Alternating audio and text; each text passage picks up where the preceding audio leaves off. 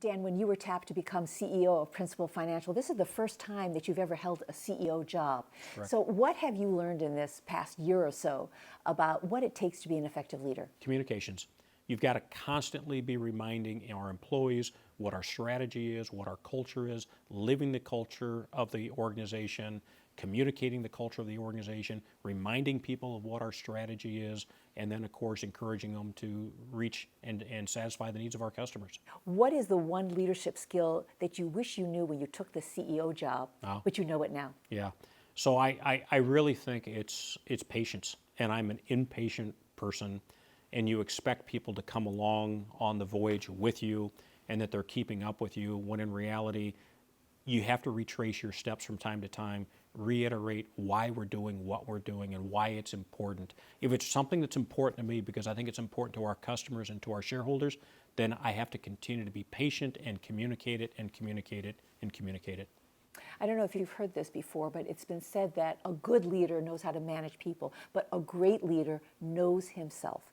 In your experience, have you found that knowing yourself is a precursor to being a great leader? I think keeping your ego in check is always in good order, no matter what you're doing for any company, but I do believe that's part of it. My view is managers manage a process, leaders lead people. That's how I would distinguish the difference between managers and leaders. What are you doing to groom the next generation of leaders? Collaboration.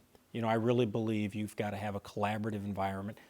From my perspective, there's nothing more important than culture. What's the DNA of the organization? What's the ethos of the organization? If you don't have collaboration, if you don't have good teaming in today's day and age, if you're not able to work across your business lines and fully leverage the resources of the company, you'll be suboptimal. And today, you can't be a suboptimally run organization. Mm-hmm. I know you're also trying to create a culture of innovation at Principal. What are you doing on all levels of the company to get all of your employees to take more risks, to try new things, to experiment, rather than going, the old-fashioned, comfortable way and playing it safe? Give you one example. We are in partnership with an organization called Plug and Play. Plug and Play is an innovation center that's located in Silicon Valley. We have people that will be working with these very, very creative entrepreneurs, trying to extract some of those great ideas, partnering with them, even though they're not employees, but partnering and hearing and understanding and leveraging their thinking and how we can bring that to our customers. So what is your message to your executives and employees on every level about doing things differently? Yeah, I think it's just that. I think it's having an open mind.